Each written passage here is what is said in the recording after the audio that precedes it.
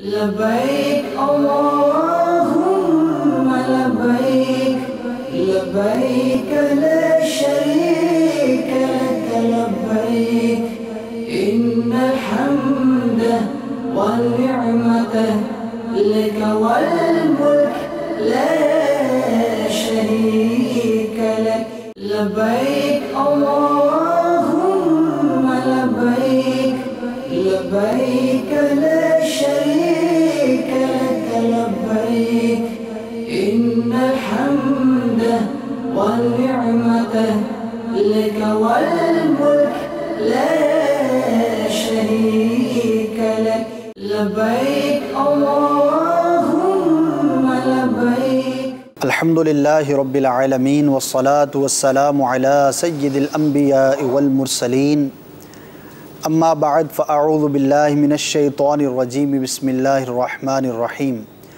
الصلاة والسلام علیکہ یا رسول اللہ وعلی آلکہ واصحابکہ یا حبیب اللہ الصلاة والسلام علیکہ یا نبی اللہ وعلی آلکہ واصحابکہ یا نور اللہ۔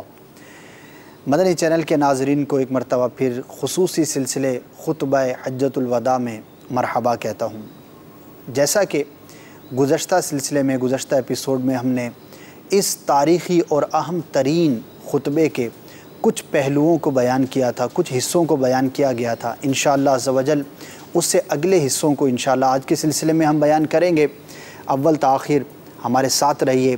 پیارے آقا صلی اللہ تعالی علیہ وآلہ وسلم نے حجۃ الوداع کے موقع پر اپنے صحابہ کرام علیہم رضوان کو جو تاریخی خطبہ ارشاد فرمایا اور اس میں اسلام کے جو بنیادی اور اہم ترین احکامات کو بیان کیا گیا، انشاءاللہ عز و جل اس سے متعلق ہم مفتی صاحب کے مدنی پھول حاصل کریں گے۔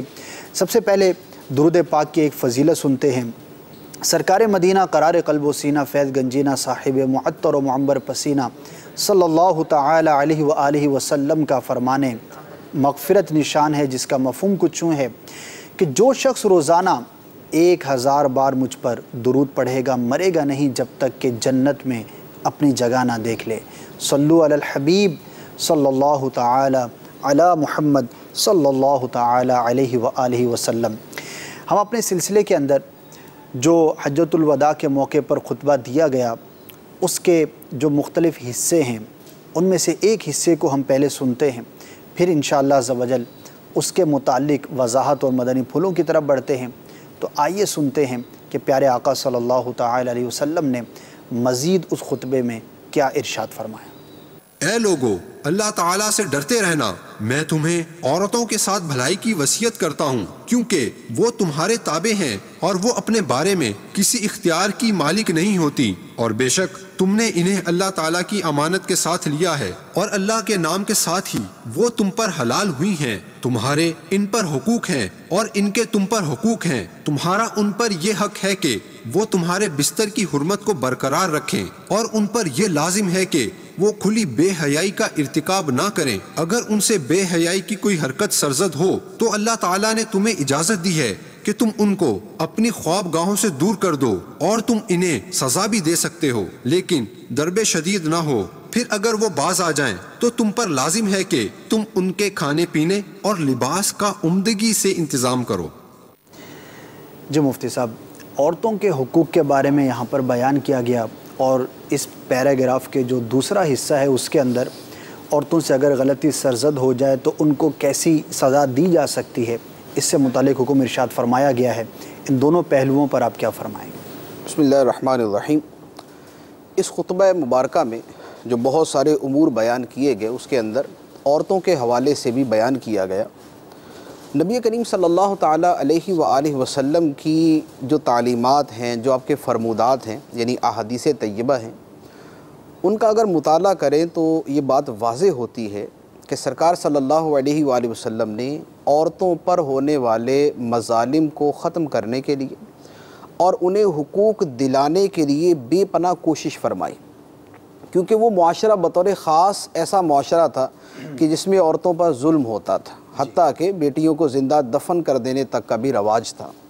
اس لیے سرکار صلی اللہ علیہ وآلہ وسلم نے ہمیشہ سے عورتوں کے حقوق کی بات ضرور فرمائی، اور یہاں تو خطبہ حجۃ الوداع ہے نبی کریم علیہ الصلوۃ والسلام نے اپنے وصال مبارک سے پہلے جو آخری باتیں ارشاد فرمائی ہیں، اگر آخری 10 باتوں کو ہم لیں کہ جو 10 آپ نے آخری باتیں ارشاد فرمائی، ان کے اندر بھی عورتوں کے حقوق ادا کرنے کا اور عورتوں کے خیال رکھنے کی آپ نے وصیت فرمائی ہے۔ سبحان اللہ، سبحان اللہ۔ اور یہاں پر بھی چونکہ تمام مسلمان جمع ہیں اور پورے خطۂ عرب سے مسلمانوں کا یہاں پر عظیم الشان اجتماع ہے، یہاں پر بھی آپ نے اس معاملے کی اہمیت اور نزاکت کے پیش نظر اس کی بطور خاص تاکید فرمائی۔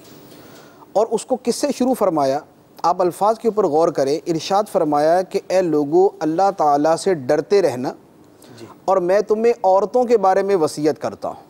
یعنی تقوی کی بات کرنے کے بعد عورتوں کا لحاظ کرنا، ان کے حقوق کا خیال کرنا، اس کو بیان کیا۔ وجہ یہ اس میں کئی باتوں کی طرف اشارہ ہے۔ ایک تو اس بات کی طرف اشارہ ہوا کہ اللہ تعالیٰ سے ڈرتے رہنا، اور جن معاملات میں اللہ تعالیٰ سے ڈرنا ہے ان میں یہ معاملہ بھی ہے کہ اپنی بیویوں کا خیال کرنا۔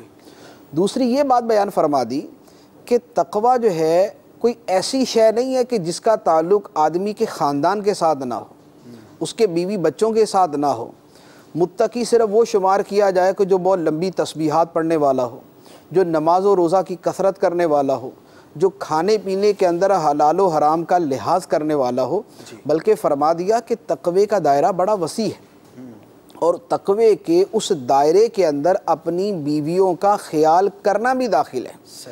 یعنی جو آدمی اس معاملے کی طرف توجہ دیتا ہے، اپنے گھر والوں کے حقوق پورے کرتا ہے، تو وہ یہ نہ سمجھے کہ وہ تقوی کے کاموں سے دور ہو کر دنیا کے کاموں میں پڑا ہوا ہے، بلکہ جو شریعت کے مطابق اللہ کی رضا کے لیے عورتوں کے حقوق پورے کرتا ہے، وہ بھی تقوی پر عمل کر رہا ہے، اور یہ تقوی کا حصہ ہے باقاعدہ۔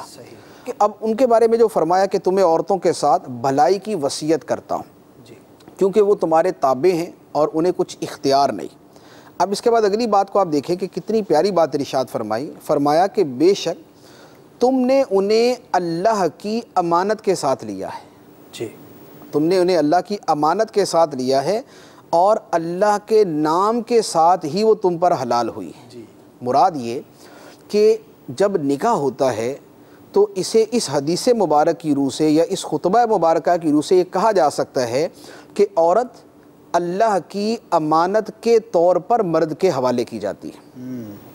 اب اللہ کی امانت کا اس نے خیال کرنا ہے، اللہ کی امانت کا لحاظ کرنا ہے، اللہ کی اس امانت کے حقوق پورے کرنے ہیں، اسے بالکل اپنی باندی بنا کر ظالمانہ انداز کے اندر اس کے ساتھ سلوک نہیں کرنا، بلکہ اسے یہ سمجھنا ہے کہ یہ اللہ تعالیٰ کی امانت ہے۔ عام شخص کی امانت کا اتنا لحاظ رکھا جاتا ہے اور اس کی اتنی اہمیت ہے، تو یہ تو اللہ تعالیٰ کی امانت ہے۔ یہ اس کو اللہ تعالیٰ کی امانت کا فرمایا کہ اللہ کی امانت کے ساتھ تم نے انہیں لیا ہے، یعنی گویا اللہ تعالیٰ نے تمہیں یہ ذمہ داری دی، تمہیں یہ ذمہ داری دی ہے کہ تم ان کے حقوق پورے کرو۔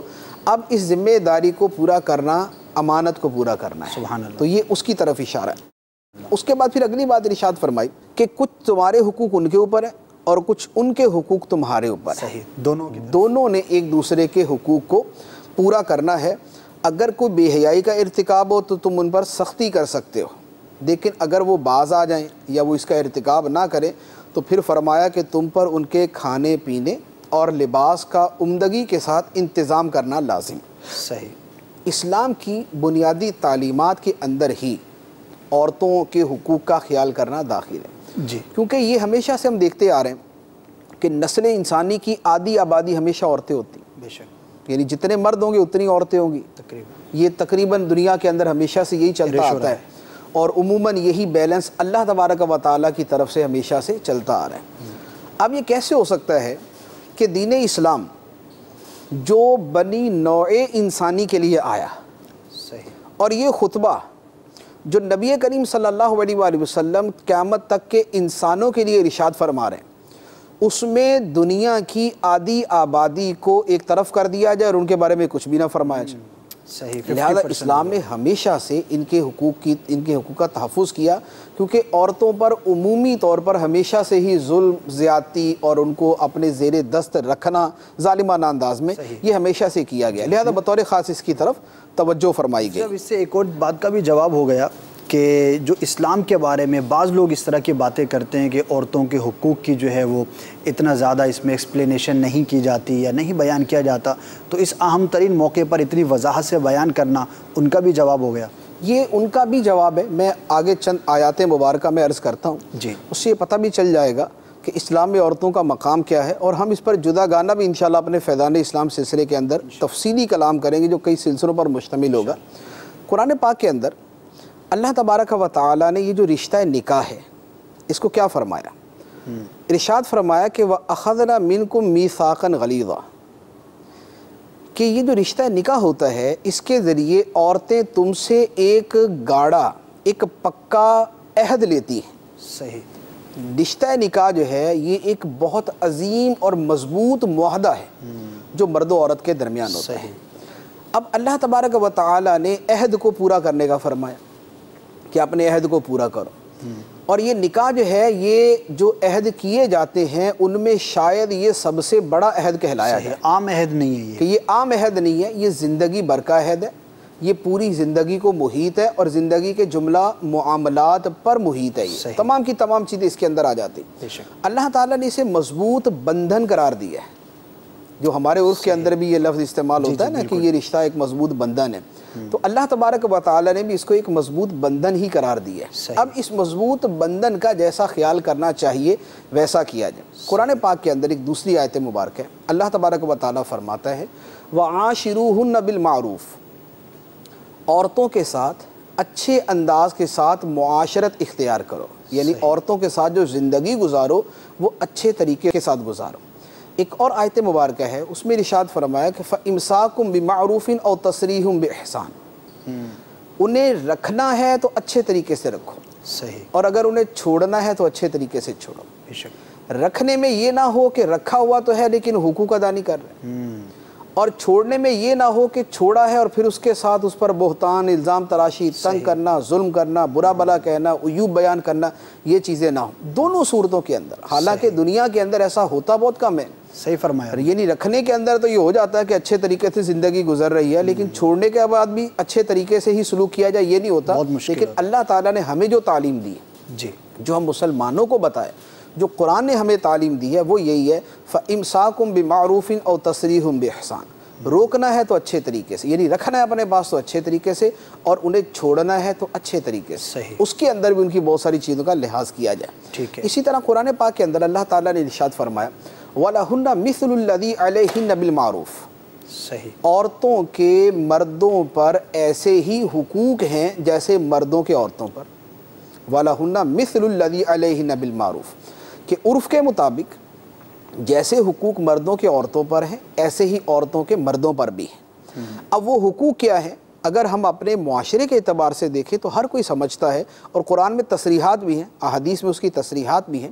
وہ یہ ہے مرد کا عورت پر یہ حق ہے کہ عورت مرد کی عزت کی، اس کے مال کی حفاظت کرے، اس کے گھر کی دیکھ بھال کرے، شوہر کے حقوق کو پورا کرے، اسے خوش رکھنے کی کوشش کرے، اسے بلا وجہ ایذا نہ پہنچائے، اس کے گھر والوں کے ساتھ حسن سلوک اختیار کرے. اسی طرح مردوں پر حقوق ہیں عورتوں کے، کہ مرد جو ہے ان کے کھانے کا، ان کے پینے کا، ان کے رہنے کا، ان کے لباس کا، ان کی آسائش کا، ان چیزوں کے اندر جو اچھے سے اچھے انتظامات کر سکتے ہیں وہ کریں. اور اس کے ساتھ عورتوں کے اپنے رشتہ داروں سے ملنے کے اندر ایک اچھا اور معتدل راستہ اختیار کرے. اس کے جو خاندان کے ساتھ اس کے تعلقات ہیں ان کے اندر اس کے ساتھ اچھا رویہ اختیار کرے. اور اس کے ساتھ عورت کو بہر صورت جو ہے وہ خوش اور راضی رکھنے کی کوشش کرے. یہ وہ حقوق ہیں جو فرمایا گیا کہ جیسے مردوں کے عورتوں پر حقوق ہے ایسی عورتوں کے مردوں پر حقوق ہیں. اور اگر غلطی ہو جائے تو اس کے بارے میں فرمایا کہ غلطی کے اوپر تمہیں تعدیب کرنے کی اجازت ہے، تم انہیں تنبیہ کر سکتے ہو اور ان کے اوپر سختی کر سکتے ہو. لیکن جب وہ اپنی غلطی سے باز آ جائیں تو غلطی سے باز آنے کے بعد یہ نہیں ہے کہ نہیں میں نے تو اس کو سیدھا کر کے ہی چھوڑنا ہے، وہ بھلے سیدھی ہو بھی جائے تب بھی میں نے سیدھا کر کے چھوڑنا ہے. میں اب بار بار دہراتے رہے، یعنی اس کو ہمیشہ دہراتے رہنا. جیسے ہمارے یہاں ہوتا ہے ایک غلطی ہو جائے پوری زندگی اس کی گزر جاتی ہے، لیکن اس غلطی کا تکرار، دہرائی، تان و تشنیع یہ سب چلتے رہتے. اللہ تبارک و تعالیٰ نے فرمایا فَإِنْ أَطَعْنَكُمْ فَلَا تَبْغُوا عَلَيْهِنَّ سَبِيلًا، اگر وہ تمہاری اطاعت کرتی ہیں، عورتیں اگر تمہاری فرما بردار بنتی ہیں تو پھر ان پر زیادتی کا راستہ تلاش نہ کرو. جیسے ہوتا ہے نا بہانہ تلاش کرنا ہوتا ہے کہ میں کیسے لڑائی کروں, یعنی کمزوری ڈھونڈنی ہے, کچھ بھی نکال کر جو اس پر کس بات کے اوپر جو ہے نا میں بات کا بتنگڑ بنا کر یہاں پر کوئی لڑائی کو فساد کو برا بلا کہنا شروع کروں. تو فرمایا کہ جب وہ تمہاری فرما بردار ہے فلا تبغوا علیہن سبیلا, تو پھر ان پر راستہ تلاش نہ کرو کہ میں کس انداز کے اندر ان سے کچھ کر سکوں. تو یہ ایک ماشاءاللہ اجمالی طور پر میں نے خلاصہ عرض کیا کہ جو سرکار دو عالم صلی اللہ علیہ وسلم نے فرمایا کہ اللہ تعالیٰ سے ڈرتے رہنا اور میں تمہیں عورتوں کے بارے میں بھلائی کی وصیت کرتا ہوں. اب پھر آگے اس بھلائی کی آگے تفصیلات ہیں جو کچھ میں نے عرض کی. ماشاءاللہ ماشاءاللہ, کتنا خوبصورت بیان ہے اور کتنا ایک اسلام کا خوبصورت انداز ہے کہ پیارے آقا صلی اللہ تعالی علیہ وآلہ وسلم نے اپنے اس اہم ترین خطبے کے اندر عورتوں کے حقوق کے بارے میں بیان فرمایا. اور اس میں بہت ساری باتیں مفتی صاحب نے جو ارشاد فرمائی ہم سب کے سیکھنے کے لیے ہیں. اگر کہیں پر کمی ہے, کوتاہی ہے, یا ہم اس سے جو ہے وہ دور بھاگتے ہیں ان کے حقوق کو ادا کرنے سے, تو ایسا نہیں کرنا چاہیے, بلکہ جو اسلام کی تعلیمات ان پر عمل کریں تو یہ مردوں کے لیے بھی بہتر ہے, عورتوں کے لیے بھی بہتر ہے, اور اسی میں پورے معاشرے کی خوبصورتی ہے اور امن ہے, سکون ہے اور بھلائی کا سامان ہے. اللہ تعالی ہم سب کو اس کی توفیق عطا فرمائے. بڑھتے ہیں اگلے حصے کی جانب اور سنتے ہیں کہ پیارے آقا صلی اللہ تعالی علیہ وآلہ وسلم نے مزید کیا ارشاد فرمایا. اے لوگو میری بات کو اچھی طرح سمجھ لو, بے شک میں نے اللہ کا پیغام تم کو پہنچا دیا ہے اور میں تم میں ایسی دو چیزیں چھوڑ کر جا رہا ہوں کہ اگر تم ان کو مضبوطی سے پکڑے رکھو گے تم ہرگز گمراہ نہ ہوگے, اللہ تعالیٰ کی کتاب اور اس کے نبی کی سنت. جی مفتی صاحب, ایک تو یہ سوال اٹھتا ہے, آگے بھی اس سے آگے بھی کچھ اس طرح کا بیان ہے کہ سرکار صلی اللہ تعالی علیہ وسلم نے اس بات کو بیان فرمایا کہ اللہ کا پیغام میں نے تم تک پہنچا دیا, تو اس میں کیا حکمت ہے؟ اور جو دوسری بات ہے وصیت فرمائی, ارشاد فرمایا کہ میرے بعد جو ان دو چیزوں کو مضبوطی سے تھام کے رکھنا, اس کے بارے میں کیا فرمانا؟ دیکھیں اس میں یہ ہے نبی کریم صلی اللہ علیہ وآلہ وسلم کا بار بار یہ فرمانا کہ میں نے تم تک اللہ کا پیغام پہنچا دیا ہے, اسے یوں کہہ لیں کہ عام الفاظ میں کہا جاتا ہے اتمام حجت, یعنی یہ بتا دینا کہ میں نے تم تک دین پہنچا دیا ہے, اب عمل کرنا تمہارا کام ہے. جو میری ذمہ داری تھی وہ میں نے پوری کر دی ہے, اب تمہاری ذمہ داری ہے. جیسے ہم کسی آدمی کو باپ ہی اپنے بیٹے کو سمجھاتا ہے تو اس کو سمجھانے کے بعد یہ بولتا ہے دیکھو بیٹا سمجھانا ہمارا کام تھا, وہ ہم نے سمجھا دیا, اب کرنا تمہیں نے, تم نے اپنی زندگی گزارنی ہے, ہم نے اپنے تجربات کی روشنی میں جو تمہیں بتانا تھا سمجھانا تھا وہ ہم نے سمجھا دیا.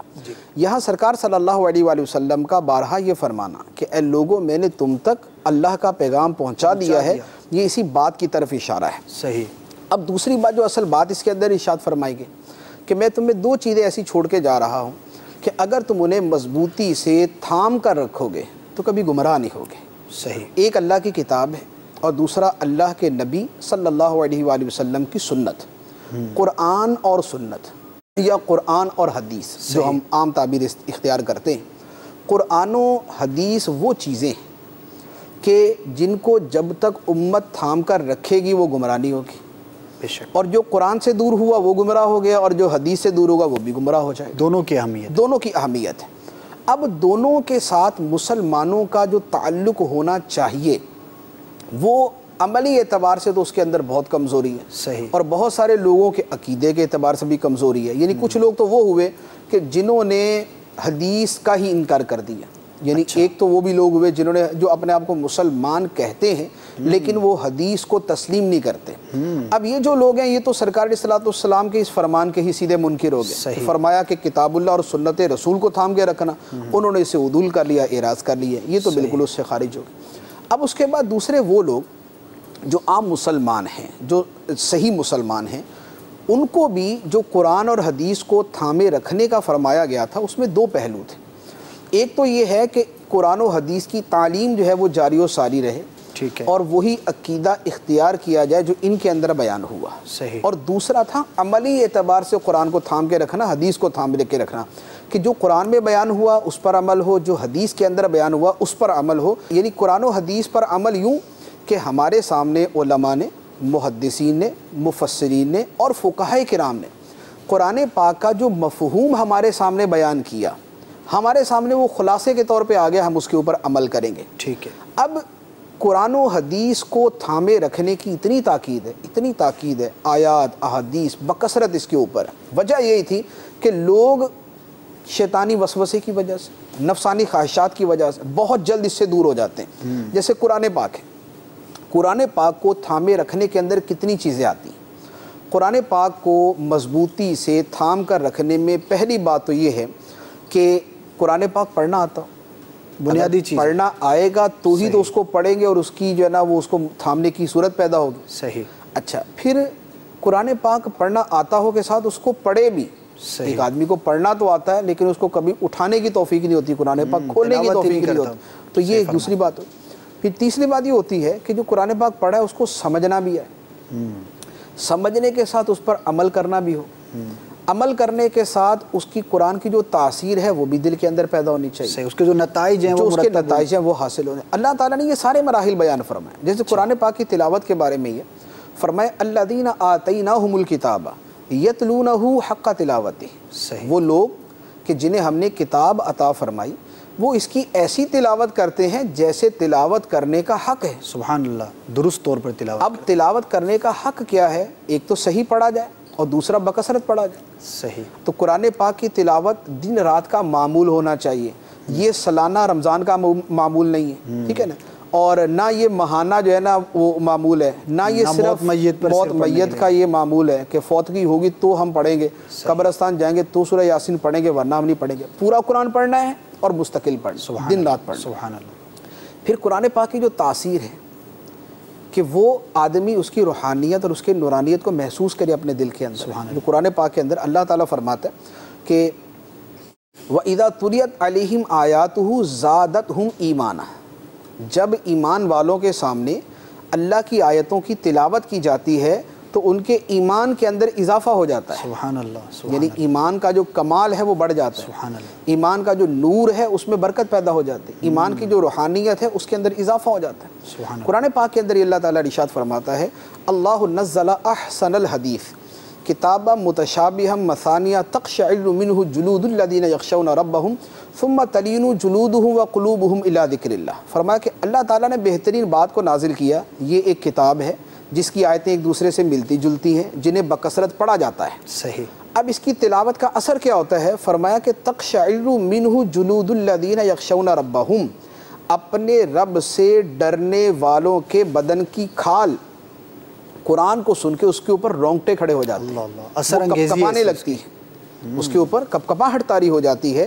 اور فرمایا کہ ثم تلین جلودہم وقلوبہم الی ذکر اللہ. پھر یہ جو تلاوت کرنے والے ہیں، جو تلاوت سننے والے ہیں، ان کی کھالیں اور ان کے دل اللہ کے ذکر کی طرف، اللہ کی یاد کی طرف نرم پڑ جاتے ہیں. یہ نتیجہ اس کا رزلٹ ہے. یہ تاثیر ہے قرآن پاک. سبحان اللہ. کہ قرآن پاک پڑھنے اور سننے کے ساتھ دل کے اندر ایک نرمی محسوس ہو، دل اللہ کی یاد کی طرف مائل ہو جائے، ہمارا بدن جو ہے وہ اللہ تعالیٰ کی اطاعت کی طرف مائل ہو جائے. یہ ہے قرآن پاک کو تھامنا. سبحان اللہ. اس کو فرمایا کہ کتاب اللہ کو مضبوطی کے ساتھ تھام کے رکھنا، اللہ کی کتاب کو، قرآن کو مضبوطی سے تھام کے رکھنا. اب وہ لوگ جن کو قرآن پڑھنا ہی نہیں آتا، کیا انہوں نے اس خطبہ مبارکہ کے اس حصے پر عمل کیا؟ یا جن کو پڑھنا آتا ہے لیکن پڑھتے ہی نہیں، جو مقصد ہے اس کا، کیا انہوں نے اس پر عمل کیا؟ یا جنہوں نے پڑھا لیکن عمل نہیں کیا، کیا انہوں نے اس خطبے کے اوپر عمل کیا؟ نہیں کیا. تو اب اس خطبے کی ہم جو اس کے اوپر بیان کریں اس کا مقصد یہی ہے کہ اس کی یاد دہانی ہو کہ ہمارے آقا صلی اللہ علیہ وآلہ وسلم حج کے ایام کے اندر آپ نے اپنے خطبے کے اندر اپنی امت کو کیا ارشاد فرمایا تھا. اچھا، دوسری بات جو ارشاد فرمایا کہ سنت کو مضبوطی سے تھام کر رکھا. وہ آپ کا طریقہ جو آپ امت کے لیے چھوڑ کر گئے اس کو مضبوطی کے ساتھ تھام لیا جائے. اب اس کی قرآن پاک میں کتنی تاکید ہے، یعنی سنت رسول صلی اللہ علیہ وآلہ وسلم کی کتنی تاکید ہے. ہمیں تو یہ بتا دیا گیا کہ تمہارے لیے حرف آخر کائنات کے اندر ایک ہی ہستی. سبحان اللہ، کیا بات ہے. تمہارے لیے حرف آخر کائنات میں ایک ہی ہستی ہے، اور وہ ہستی ہے کہ جس کے بارے میں اللہ تعالیٰ نے خود فرمایا لَقَدْ كَانَ لَكُمْ فِي رَسُولِ اللَّهِ أُسْوَةٌ حَسَنَةٌ. سبحان اللہ. اللہ کے رسول کی زندگی میں تمہارے لیے بہترین نمونہ موجود ہے، رول ماڈل، آئیڈیل، قابل تقلید، قابل اتباع. اور قابل عمل جو نمونہ ہے وہ سرکار دو عالم صلی اللہ علیہ وسلم کی ذات مبارکہ ہے۔ تو ہمارا تو دین و ایمان کا محور جو ہے وہ سرکار دو عالم صلی اللہ علیہ وسلم کی ذات مبارکہ ہے۔ ہمارا ایمان، ہمارا عمل، ہمارا عقیدہ، ہماری تمام چیزیں جو ہے وہ نبی کریم صلی اللہ علیہ وآلہ وسلم کے ارد گرد ہی گھومتی ہیں۔ بے شک۔ تو یہ ہے سنت رسول کو، کہ سنت رسول تو فرما دیا کہ تمہاری پوری زندگی کے لیے رسول اللہ کی پوری زندگی کے اندر نمونہ موجود ہے۔ کوئی بھی اب عمل ہو، خواہ کوئی بھی زندگی کا کام۔ کوئی بھی مرحلہ، خواہ کوئی بھی پہلو ہے، خواہ کوئی بھی انداز ہے، خلوت ہے، جلوت ہے، وہ مجلس ہے، وہ محفل ہے، وہ لوگوں کے ساتھ ملاقات ہے، وہ گھر کے معاملات ہیں، باہر کے معاملات ہیں، ایون کہ وہ حکومتی معاملات ہیں، وہ بیرون ملک ریاستوں کے ساتھ تعلقات ہیں۔ یہ ایک پورا باب ہے، یعنی یہ اتنا وسیع باب ہے۔ سرکار صلی اللہ علیہ وآلہ وسلم کی جامعیت، آپ کی عالمگیریت، آپ کی آفاقیت اتنا بڑا موضوع ہے کہ اس کے اوپر تو جتنا کلام کیا جائے کام ہے۔ یہ بھی ہم انشاءاللہ فیضان اسلام کے اندر اس کے اوپر ڈیٹیل کے ساتھ کلام کریں گے۔ تو فرما دیا کہ تمہارے لیے رسول اللہ کی زندگی میں بہترین اسوہ موجود ہے، بہترین نمونہ موجود ہے۔ پھر اسی طرح من یطیع الرسول فقد اطاع اللہ، جس نے رسول کی اطاعت کی اس نے اللہ کی اطاعت۔ ہمیں فرما دیا گیا قل ان کنتم تحبون اللہ فاتبعونی یحببکم اللہ، اے محبوب تم ان لوگوں کو فرما دو کہ اگر تم اللہ سے محبت کرتے ہو تو میری اتباع اختیار کرو۔ یعنی نبی کریم صلی اللہ علیہ وسلم لوگوں سے فرما دے کہ اے لوگوں، اگر تم اللہ سے محبت کرتے ہو تو میری اتباع اختیار کرو، میری پیروی اختیار کرو، اللہ تم سے محبت فرمائے۔ سبحان اللہ، کیا بات ہے۔ یہ وہ چیز ہے جس کا خلاصہ نبی کریم علیہ السلام نے اپنے اس خطبے کے اندر ارشاد فرمایا کہ میں تمہارے اندر دو چیزیں چھوڑ کر جا رہا ہوں، اگر ان کو مضبوطی سے تھام کر رکھو گے تو کبھی گمراہ نہیں ہوگے۔ ایک اللہ کی کتاب ہے اور دوسری اللہ کے نبی صلی اللہ علیہ وآلہ وسلم کی سنت مبارکہ۔ سبحان اللہ، کیا بات ہے۔ مدنی چینل کے ناظرین، واقعی دونوں باتیں بڑی اہم ہیں۔ ہمیں یہ غور کرنا ہے کہ جو اس خطبے میں ارشاد فرمایا گیا، کیا قرآن کی تلاوت کرنا مجھے آتی ہے؟ اگر آتی ہے تو میں کتنی تلاوت کرتا ہوں؟ دوسرا جو پہلو بیان ہوا سنت رسول صلی اللہ تعالی علیہ وآلہ وسلم کا، میری زندگی کے اندر، میرے ظاہر میں، میرے باطن میں، میرے تمام اعمال کے اندر سنت سرکار صلی اللہ تعالی علیہ وآلہ وسلم کی کتنی جھلک باقی ہے۔ دیکھیے، ظاہر جیسا ہوتا ہے وہ باطن کا آئینہ ہوتا ہے، کہ باطن میں جو بندہ سوچتا ہے، جو دل کے اندر، جو دماغ کے اندر خیالات ہوتے ہیں، اسی کے مطابق بندہ اپنا ظاہر بناتا ہے۔ تو ظاہر بھی ہمارا سنت کے مطابق ہو اور ہمارا باطن بھی سرکار صلی اللہ تعالی علیہ وآلہ وسلم کے اسوہ کے مطابق ہو۔ دونوں باتوں کے لیے آپ کو عرض کروں گا کہ دعوت اسلامی کا مدنی ماحول ہمیں دونوں باتوں پر عمل کرنے کا موقع دیتا ہے۔ پہلی بات، قرآن کو تلاوت کرنے سے سمجھنے اور اس پر عمل کرنے کے لیے مدنی انعامات میں روزانہ تلاوت قرآن کا ہمیں کہا گیا، اور کرتے بھی ہیں ماشاءاللہ اسلامی کثرت کے ساتھ۔ اسی طرح صرف تلاوت نہیں کرنی، درست تلاوت بھی کرنی ہے۔ مدرسۃ المدینہ بالغان کے اندر آ جائیے، اگر نہیں سیکھا تھا تو سیکھ لیجیے، اب زندگی کے کسی بھی حصے کے اندر ہیں۔ پھر روزانہ تلاوت بھی کرنی ہے، اس کا ترجمہ بھی پڑھنا ہے اور اس کی تفسیر بھی پڑھنی ہے، کہ جو ترجمہ ہے فقط اسی سے ہمیں نہیں مکمل طور پر سمجھ سکتے کہ اس کے اندر جو احکامات بیان ہیں اس کی تفصیل کیا ہے۔ نیت کیجئے کہ انشاءاللہ عز و جل روزانہ ہم تلاوت بھی کریں گے، ترجمہ بھی پڑھیں گے اور اس کی تفسیر پڑھ کے اس کے مطابق عمل کی کوشش بھی کریں گے۔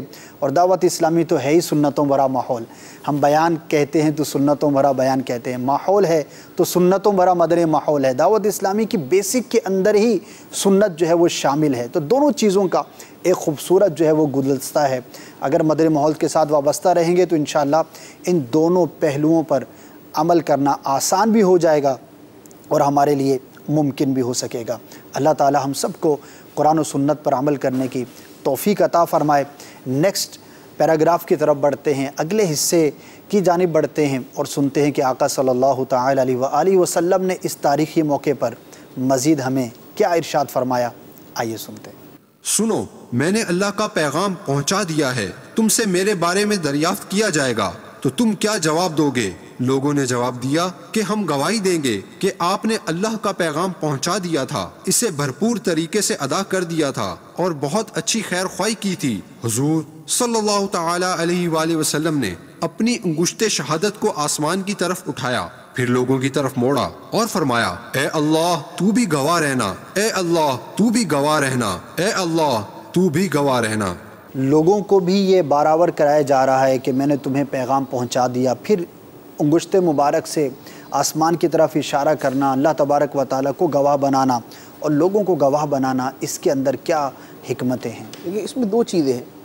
قرآن پاک کی آیت مبارکہ ہے، اللہ تبارک و تعالی نے ارشاد فرمایا یا ایھا الرسول بلغ ما انزل الیک من ربک، اے رسول جو آپ کی طرف نازل کیا جا رہا ہے آپ لوگوں تک پہنچا دیں۔ صحیح۔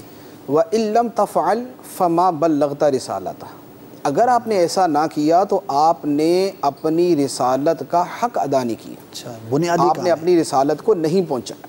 اللہ کے رسولوں کی تشریف آوری کا مقصد ہی یہ ہوتا ہے کہ وہ اللہ تعالیٰ کا پیغام کما حقہ لوگوں تک پہنچا دیں۔ صحیح۔ نبی کریم صلی اللہ علیہ وآلہ وسلم نے جو 23 سال کا عرصہ کم و بیش آپ نے جو تبلیغ فرمائی، جو اللہ کے پیغامات لوگوں تک پہنچائے، اور جس کے نتیجے کے اندر یہ اتنا بڑا مجمع سرکار علیہ السلام کے سامنے موجود تھا، یہ ظاہری اعتبار سے تو اس بات کی بڑی قوی دلیل تھا کہ نبی کریم علیہ السلام نے اللہ کا پیغام پہنچا دیا اور اس کے عملی نتائج آپ کے سامنے آ چکے۔ اتنا بڑا انقلاب، اتنی بڑی تبدیلی، اتنی بڑی تبدیلی، اور ان لوگوں کے اندر کے جن کا مزاج اور کردار اور ان کا ماضی اور ان کے قبائلی روایات وہ ساری کی ساری بدل کے رکھ دی، تو یہ اتنا بڑا انقلاب تھا۔ لیکن اس کے ساتھ سرکار صلی اللہ علیہ وآلہ وسلم کا یہ احساس ذمہ داری تھا کہ آپ نے تو اپنی طرف سے پیغام پوری کوشش کے ساتھ پہنچا دیا، اب لوگوں کو آپ کا مخاطب کرنا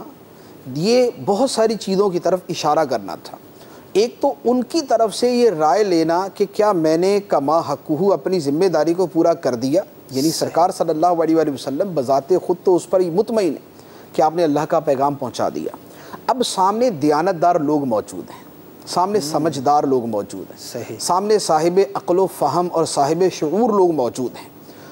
وہ آگے سے اگر گواہی دیتے ہیں کہ ہاں آپ نے اپنا کام پورا کر دیا، آپ نے اپنے منصب کا حق ادا کر دیا، آپ نے اللہ کا پیغام ہم تک پہنچا دیا، تو دل کی تسلی اور بڑھ جاتی ہے۔ یعنی دل کا جو اطمینان ہے اس میں اضافہ تو مسلسل ہوتا ہی رہتا ہے۔ ٹھیک ہے۔ تو سرکار علیہ السلام نے صحابہ کرام سے فرمایا، تو صحابہ کرام نے آگے سے پھر جو جواب دیا کہ ہم گواہی دیں گے کہ آپ نے اللہ کا پیغام پہنچا دیا تھا، آپ نے تبلیغ پورے طریقے سے کر دی تھی، اور آپ نے لوگوں کی اچھے انداز میں خیرخواہی کی تھی۔ جو ایک نبی اپنی امت کے لیے اچھے سے اچھا کر سکتا ہے وہ آپ نے ہمارے لیے کیا۔ تو ان کا آگے سے یہ جواب دینا ایک تو نبی کریم علیہ السلام کی اپنی قلبی اطمینان کے اضافے کا سبب تھا، اور دوسرا اس کے ساتھ جو آپ کی امت ہے اس امت کو بھی ایک طرح اس بات کی طرف رہنمائی فرمانی تھی کہ صرف اپنی سوچ کے اندر اپنی کارکردگی پر مطمئن نہ ہو جائیں۔ یعنی سرکار علیہ السلام تو مؤید بالوحی ہیں کہ اللہ کی وحی آپ پہ نازل ہوتی ہے، اور اللہ تعالیٰ ہی آپ کو فرما دیتا ہے کہ آپ نے حق ادا کر دیا۔ سبحان اللہ۔ تو آپ کو تو اپنی کارکردگی کا اصل اطمینان کے لیے ان کی ضرورت نہیں تھی، مزید ایک تسلی کے لیے آپ نے یہ عمل ارشاد فرمایا۔ لیکن ہمارے لیے جو اس کے اندر تعلیم تھی وہ یہ بھی تھی کہ ہم اپنے طور پر ایک کام کر کے اس پر مطمئن نہ ہو بیٹھے کہ ہم نے کر دیا، جبکہ عموماً ایسا ہی ہوتا ہے۔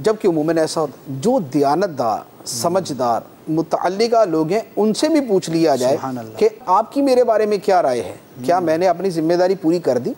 کیونکہ اگر آپ کے سامنے سمجھدار لوگ ہوں گے تو ہو سکتا ہے کہ آپ کسی بات کو سمجھ کے بیٹھے ہو میں پورا کر چکا ہوں، وہ آپ کو توجہ دلا دیں گے کہ اس پہلو کے اندر کمی اور خامی باقی ہے، اور آپ کا یہ کہنا جو ہے وہ ان کے لیے ترغیب کا باعث ہوگا۔ عموماً لوگ نہیں بھی کہتے، عموماً لوگ نہیں بھی کہتے، ڈر کی وجہ سے نہیں کہتے یا کسی اور وجہ سے نہیں کہتے، لحاظ کی وجہ سے نہیں کہتے، لیکن کیا خوبصورت تربیت ہے یہ ہماری تربیت کے طور پہ۔ آپ جیسے سرکار صلی اللہ علیہ وآلہ وسلم استغفار کرتے تھے، اے اللہ میری مغفرت کر دے، اے اللہ میری مغفرت، 70 مرتبہ روزانہ استغفار کرتے۔ استغفار تو عام طور پہ گناہوں سے ہوتی، لیکن سرکار علیہ السلام کی استغفار کیوں تھی؟ ہماری تعلیم کے لیے، تعلیم امت کے لیے۔ آپ گناہوں سے معصوم اور کبھی زندگی میں ارتکاب نہیں کیا، لیکن ہماری تعلیم کے لیے آپ نے یہ عمل اختیار فرمایا۔ اسی طریقے سے یہ عمل بھی ہے کہ لوگوں کی اس میں تربیت ہو کہ ایک آدمی یہ سمجھتا ہے کہ میں نے اپنا کام کما حقہ پورا کر دیا، لیکن لوگ کیا سمجھتے ہیں؟ تو آدمی کی تنہا سوچ جو ہے وہ کمی اور خامی کا شکار ہو سکتی ہے، لیکن جب بہت سارے لوگ رائے دیتے ہیں تو پھر آدمی کو پتہ چلتا ہے کہ نہیں، میرے اس کام کے اندر یہ والی کمی ابھی باقی ہے۔ تو اس بات کی تربیت بھی ہے۔ ماشاءاللہ۔ اور پھر نبی کریم علیہ الصلوۃ والسلام نے جو اللہ تبارک و تعالیٰ کی بارگاہ میں عرض کیا، اللہ تو بھی گواہ رہنا، اے اللہ تو بھی گواہ رہنا، یہ سرکار صلی اللہ علیہ وآلہ وسلم کی اللہ کی بارگاہ میں ایک عاجزی اور بندگی کا اظہار، سبحان اللہ، کہ اللہ میں نے اپنی طرف سے پوری کوشش کی، یہ لوگ گواہ ہیں، صحیح، میں اتنا ہی کر سکتا تھا، وہ میں نے اپنا جو ہے نا وہ کام پورا کر دیا، بندے کے اختیار اب میں تو ہے اس کے اوپر گواہ رہنا۔ تو یہ اللہ تعالیٰ کو گواہ بنانا بھی جو ہے یہ اللہ کی بارگاہ میں ایک بندگی کے اظہار کے طور پر۔ سبحان اللہ، سبحان اللہ، کتنی خوبصورت ادائیں ہیں، اور خوش نصیب ہیں وہ لوگ کہ جو ان اداؤں کے مطابق خود بھی عمل کرنے کی کوشش کرتے ہیں، اور اس میں بالخصوص وہ لوگ کہ جو صاحب منصب ہوتے ہیں، جن کے پاس کچھ کرنے کا اختیار ہوا کرتا ہے۔ پیارے آقا صلی اللہ تعالی وسلم سے بڑھ کر تو مخلوق میں کوئی نہ ہوا نہ ہو سکتا ہے، لیکن سرکار صلی اللہ تعالی علیہ وسلم کے بعد دیگر جو صاحب منصب لوگ ہیں، جن کے پاس اختیارات ہیں یا کچھ بھی وہ کر سکتے ہیں، ان کے لیے اس میں بہت کچھ سیکھنے کا ہے۔ اللہ تعالی ہم سب کو سرکار صلی اللہ تعالی علیہ وسلم کے سیرت کے اس پہلو پر بھی عمل کرنے کی توفیق عطا فرمائے۔ بڑھتے ہیں اگلے حصہ خطبے کی جانب اور سنتے ہیں کہ آقا صلی اللہ تعالی علیہ وسلم نے مزید کیا ارشاد فرمایا۔ اے لوگو، میری بات غور سے سنو اور اس کو سمجھو۔ تمہیں ضرور معلوم رہے کہ ہر مسلمان دوسرے مسلمان کا بھائی ہے، اور سارے مسلمان آپس میں بھائی بھائی ہیں۔ کسی آدمی کے لیے جائز نہیں کہ اپنے بھائی کے مال سے اس کی رضامندی کے بغیر کوئی چیز لے، اور تم اپنی جانوں پر ظلم نہ کرو۔ جو مفتی صاحب، اس میں ایک تو وہی بات جو سب سے پہلے بھی ارشاد فرمائی گئی، ایک تو اسلامی بھائی چارے کی طرف اس میں اشارہ معلوم ہوتا ہے، دوسرا مسلمانوں کے اموال کی حفاظت کے حوالے سے ارشاد فرمایا۔ جی، دونوں باتیں ہی اس کے اندر فرمائے گی۔ ایک تو یہ ہے کہ مسلمان آپس میں بھائی بھائی، اور اس سے پہلے یہ بھی ارشاد فرمایا کہ تمہیں اس بات کا علم رہنا چاہیے، جی، تمہیں لازمی طور پہ اس بات کا علم رہنا چاہیے۔ یہ ایک بات کی تاکید ہوتی ہے، صحیح، غور سے سنو فرمایا کہ کسی بات کی طرف بہت زیادہ توجہ دلانا مقصود ہو۔ اب دیکھیں نا، اس سے آگے پیچھے بہت ساری باتیں ہیں، جی، ان کے اندر بھی ہے خبردار سنو۔ یہاں دونوں چیزوں کو جمع فرما دیا کہ غور سے سنو، اور تمہیں یہ بات یاد رکھنی چاہیے، یہ بات تمہیں یاد رہے کہ مسلمان آپس میں بھائی بھائی ہیں۔ اور دوسری بات یہ کہ کسی کا مال اس کی رضامندی کے بغیر نہ لیا جائے۔ اب مسلمانوں کا بھائی بھائی ہونا جو ہے یہ تو قرآن پاک کے اندر بیان فرما دیا گیا، انما المؤمنون اخوہ، مسلمانوں کا آپس میں تعلق ایک دوسرے کے ساتھ بھائی کا ہے، یعنی وہ آپس کے اندر بھائی بھائی ہیں۔ اب بھائی ہونے کا کیا مطلب ہے؟ بھائی ہونے کا مطلب یہ ہوتا ہے کہ جیسے ایک بھائی دوسرے کا خیر خواہ ہوتا ہے، وہ اس کی جڑیں نہیں کاٹتا، وہ اسے نقصان نہیں پہنچاتا، وہ اس کا برا نہیں چاہتا، وہ اس پر ظلم نہیں کرتا، وہ اسے تنگ نہیں کرتا، وہ اسے تکلیف پہنچانے کی کوشش نہیں کرتا، وہ اس کے حقوق ادا کرنے کی کوشش کرتا، وہ اسے مصیبتوں کو دور کرنے کی کوشش کرتا ہے، وہ مشکل کے اندر اس کی مدد کی کوشش کرتا ہے، وہ اس کے اوپر اگر اس کا کوئی عیب ظاہر ہو جائے تو اس کو چھپانے کی کوشش کرتا ہے، پریشانی میں اس کے جو ہے نا اس کے ساتھ کھڑا ہونے کی کوشش کرتا ہے۔ بھائی ہونے کا یہ مفہوم تو فرمایا کہ ایک مسلمان دوسرے مسلمان کا بھائی ہے، یعنی اس کا کردار اس کے ساتھ ایسا ہونا چاہیے، اور یہ کردار اس کو اتنی احادیث کے اندر بیان کیا گیا۔ یہاں تو ایک اجمالی جملہ ہے نا کہ مسلمان کا بھائی ہے، اس کی جو تفصیلات اگر حدیثوں میں دیکھیں تو ایک نہیں ہے، 20 احادیث اس کے اوپر موجود ہے۔ جیسے ایک واضح سی حدیث مبارک ہے، فرمایا کہ المسلم من سلم المسلمون من لسانہ و یدہ، مسلمان وہ ہے کہ جس کے ہاتھ اور زبان سے دوسرے مسلمان محفوظ رہیں، یہ بلا وجہ کسی پر ہاتھ نہ اٹھائے، یہ بلا وجہ کسی کے اوپر زبان درازی نہ کرے، کسی کو گالی نہ دے، کسی کی غیبت نہ کرے، کسی پر بہتان نہ لگائے، یہ ہے اس کی زبان سے دوسروں کا محفوظ ہونا۔ تو اب یہ ایک دوسرے کے بھائی ہونے کا مفہوم جو ہے وہ ان الفاظ کے ساتھ بیان کر دیا گیا۔ اور بھی بہت ساری احادیث۔ دوسری جو بات اس میں بیان کی گئی وہ فرمایا کہ کوئی شخص اپنے مسلمان بھائی کی شے اس کی رضامندی کے بغیر نہ لے، یعنی ایسا نہیں ہے کہ مثلا آپ کا پین یہاں رکھا ہوا ہے اور آپ کسی کام سے باہر گئے، اب مجھے ضرورت پڑی، میں نے پین اٹھایا، استعمال کیا، میں نے اس کو یہاں رکھا اور میں نکل گیا، آپ واپس آ رہے، اب دیکھ رہے یار پین یہاں رکھا تھا پتہ نہیں کدھر۔ ایک قلم جو ہے یہ بھی کسی دوسرے کا اس کی مرضی کے بغیر استعمال نہیں کر سکتے، یعنی بظاہر معمولی آپ کی چپل رکھی ہوئی ہے، میں آپ کی چپل نہیں استعمال کر سکتا کیونکہ یہ آپ کا مال ہے، آپ کی ملکیت ہے، میں آپ کی مرضی کے بغیر اسے استعمال نہیں کر سکتا۔ اب اس سے چھوٹی سے لے کر بڑی تک کی تمام چیزوں کا آپ لے لیں کہ کوئی بھی شخص کسی دوسرے کی چیز کو اس کی رضامندی کے بغیر نہ لے۔ یہ تو بات ہو رہی ہے جب اچھے انداز کے اندر چیز لی جا رہی، صحیح، اچھے انداز میں پین اٹھایا، اچھے انداز کے اندر استعمال کیا، واپس کرنے کا بھی ذہن ہے، کسی کی چادر استعمال کر لی، کسی کا امامہ استعمال کر لیا، اب اس کا جو اگلا سٹیپ آتا ہے جو اس سے زیادہ بڑا ہے اور جو زیادہ ضروری ہے وہ کیا ہے؟ وہ یہ ہے کہ جتنے گناہ کے ذریعے دوسروں کا مال لیا جاتا ہے، جیسے چوری کے ذریعے مال لیا جائے گا تو یہ کیا بھائی کی رضامندی سے لیا جائے گا؟ لازمی بات ہے اس کے لیے بہت زیادہ تکلیف کا باعث ہوگا۔ اب چوری کے ذریعے جو مال لیا، جو ڈکیتی کے ذریعے لیا، جو چھین کر لیا، جو دھوکہ دے کر لیا، جو کاروبار میں ڈنڈی مار کر لیا، جو مال کے اندر غلط ملاوٹ کر کے لیا گیا، یہ جتنے طریقے سے دوسروں کا مال لینا پایا جا رہا ہے، رشوت کے ساتھ مال لیا، یہ کسی کی خوشنودی اور رضامندی کے ساتھ نہیں لیا، یہ اس کے برخلاف لیا گیا۔ تو یہ بطور خاص وہ چیز ہے کہ جس کے بارے میں فرمایا گیا کہ کوئی شخص اپنے بھائی کی شے اس کی رضامندی کے بغیر نہ لے، نہ تو یوں کہ جو وہ چوری ڈکیتی والی صورت ہے اس اعتبار سے، اور نہ یوں کہ کسی سے اچھے تعلقات بھی ہیں تب بھی اس کی کوئی شے بغیر اس کی اجازت کے استعمال کر لی جائے، اس کی بھی اکثر و بیشتر صورتوں میں اجازت نہیں۔ کوئی خاص ایسی صورت ہوتی ہے، اتنا گہرا آپس میں تعلق ہے کہ دوسرے کی چیز استعمال کر لے گا تو اسے خوشی محسوس ہوگی، اسے برا نہیں صورتیں ہوتی، لیکن یہ یوں کہہ لے کہ 1000 میں ایک جگہ ایسی صورت پیش آتی ہے، 999 یا اس سے بھی کچھ زیادہ یہی ہوتا ہے کہ کوئی یہ پسند نہیں کرتا کہ دوسرا شخص اس کی اجازت کے بغیر اس کی چیز استعمال کرے۔ تو لہذا دو چیزیں بیان فرمائی، مسلمان آپس میں بھائی بھائی، زیادہ ان کا رویہ بھائیوں والا ہونا چاہیے، اور ایک دوسرے کی چیز کو بغیر اجازت کے استعمال نہ کیا جائے۔ تو اب اس پر تھوڑا سا ہم اپنی زندگی کے اندر بھی ذرا غور کرتے رہیں کہ ہمارے معمولات کے اندر، ہم گھر میں رہتے ہیں، گھر کی چیزیں بہت ساری تو مشترک ہوتی ہیں لیکن ساری چیزیں مشترک نہیں ہوتی۔ وہاں پر بھی یہ ہوتا ہے کہ بعض اوقات ایک بھائی چیز لے کے نکل گیا، دوسرا سر پکڑ کے بیٹھا ہوا، یار پوچھ تو لیتے کم از کم۔ بالکل ٹھیک ہے نا، یہ گھروں کے اندر جھگڑا ہو جاتا ہے، لڑائی ہو جاتی ہے۔ اچھا، جس دفتر کے اندر کام کرتے ہیں اس دفتر کے اندر تو یہ روزمرہ کا معمول ہے۔ اسکول کالج کے اندر جو بچے پڑھتے ہیں ان کا ایک دوسرے کی چیزیں استعمال کرنا کتنا عام ہے وہ آپ کے سامنے۔ دوستوں کے اندر یہ معمول کتنا زیادہ ہے۔ تو آدمی اپنی ذات کے اعتبار سے غور کرے کہ کیا میں اس غلطی کا مرتکب تو نہیں ہوں کہ میں کسی دوسرے کی چیز بغیر اجازت کے استعمال کر لوں۔ صحیح، ماشاءاللہ، کتنی پیاری بات ہے۔ مسلمان کا بھائی ہے، بھلے وہ کسی خطے سے تعلق رکھتا ہو، کسی دوسری قوم سے تعلق رکھتا ہو، اس کی کیا زبان ہے، میں کیا بولتا ہوں، وہ کس قبیلے کا شخص ہے اور میں کسی اور قبیلے کا شخص ہوں، یہاں کوئی ایسی تفریق کو بیان نہیں کیا، فقط یہ ارشاد فرما دیا گیا کہ مسلمان کا بھائی ہے، اور اس بھائی ہونے کے جتنے تقاضے ہیں جو ہم نے سنے، بیان کیے گئے، اور مال کے اعتبار سے جو سرکار صلی اللہ تعالی علیہ وسلم نے ارشاد فرمایا، اے کاش کہ ہم عملی طور پر اپنی زندگیوں میں ان باتوں کو نافذ کرنے والے بن جائیں، اور آج کے اس مقدس دن اور یہ جو یادگار لمحات ہیں دنیا بھر کے اندر اس وقت جو بھی ناظرین ہمارے ساتھ موجود ہیں، یہ حج کے ایام ہیں، نیک کاموں کے ایام ہیں اور نیکیاں کرنے کے ایام ہیں، اس میں اچھی اچھی نیتیں بھی کرتے چلے جائیں کہ پیارے آقا صلی اللہ تعالی علیہ وسلم کے وہ آفاقی پیغام جو ہم تک پہنچے، ان میں سے میں کتنوں پر عمل کرتا ہوں اور کتنا عمل کرتا ہوں۔ اگر میری زندگی کے اندر ان فرامین پر عمل کرنا نہیں ہے یا ہے تو بہت ہی کم ہے، تو مجھے اپنے حالات پر غور کرنا چاہیے، میری معمولات پر غور کرنا چاہیے، کہیں ایسا نہ ہو کہ یہ کوتاہیاں، یہ کمیاں کل برج قیامت میرے لیے شرمندگی کا باعث بن جائیں۔ اور واقعی یہ اتنے پیارے مدنی پھول ہیں کہ اگر ان پر عمل کیا جائے تو ہمارا پورا کا پورا معاشرہ جو ہے وہ سدھر جائے، حسن اخلاق کے جو ہے وہ اس سے کونپلیں جو ہے وہ پھوٹتی ہوئی نظر آئیں ہمیں۔ اللہ تعالی ہم سب کو توفیق خیر عطا فرمائے۔